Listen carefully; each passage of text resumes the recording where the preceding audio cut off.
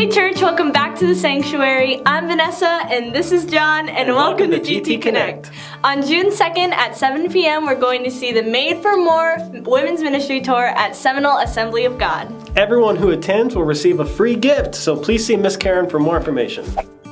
Our choir is coming back. We're going to be having rehearsals on Tuesday at 7 p.m. in the choir room. If you're interested in participating in the choir and singing for the Lord, please call the church office.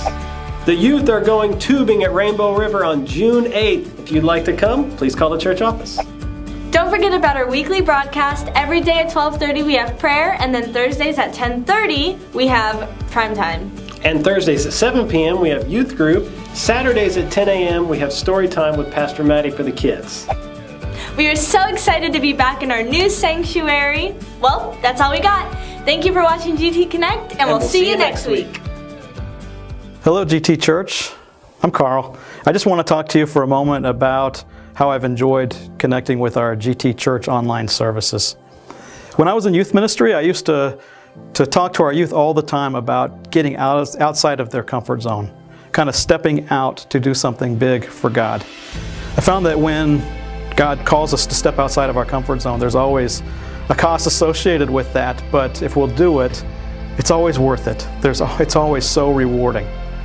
But one thing that I've found out in recent days is sometimes God doesn't call us to step outside of our comfort zone. Sometimes He actually takes the entire world and shifts it underneath our feet. We find ourselves standing in a completely new and different place, unsure of ourselves, and how we operate in those moments says a lot about our relationship with God. Recently, not too long ago, I was able to go to Israel with my wife, with our church family. It was amazing. One of the places we went was to the Dead Sea, the area around the Dead Sea, and it's just arid and dry. It seems in a lot of places kind of lifeless, but I found out while we were there that some of the best fruit in the world grows in that valley. Farmers have figured out how to grow fruit with less than an inch of water a year. They've learned how to take the minerals from the Dead Sea, and turn it into life. They found out just how to turn death into life. As a church, we're now finding ourselves outside of our comfort zone as well. But God is working. He's doing things, and He's really given us an opportunity to do something here that just not too long ago was just unimaginable. And so God's taken us out of our comfort zone, and He's given us a job to do, and I'm really excited to see this going forward. So last Sunday, when I sat down with my wife in our chair, our comfy chair, and sipped from some coffee and listened to the online service, there were lots of things I enjoyed about that service.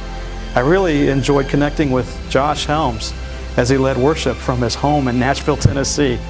And I enjoyed listening to Pastor Karen lead our church in prayer. Some years ago, I used to go into her office and she had a scripture posted in her office. It was from Lamentations, chapter 2, verse 19. It says, "Pour out your heart like water before the face of the Lord. Lift up your hands towards Him for the life of your young children." I can only imagine that at the time she posted that scripture, John and Jeremy and Josh were requiring some tears and prayer.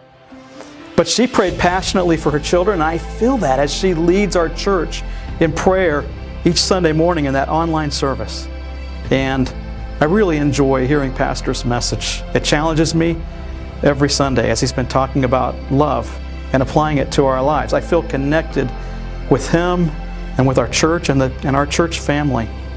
So I enjoy a lot of those things, but what I really like most is when we're sitting on our sofa drinking that coffee, is the realization that we're just kind of experiencing the tip of the iceberg. God is working. He's causing all things to work together for good to those who love Him and are called according to His purpose. He's challenging our church to take advantage of this time and to find new ways to get the gospel out. New ways that will last long after COVID-19 is a distant memory. We'll still be using some of these channels to reach the world like never before. So, as you continue to enjoy our online services, consider what's just underneath the surface. Don't stop praying. Don't stop contributing, connecting, and giving so that this ministry can keep reaching everyone around the world. And as you're sitting watching the service, think about what's really happening around the world.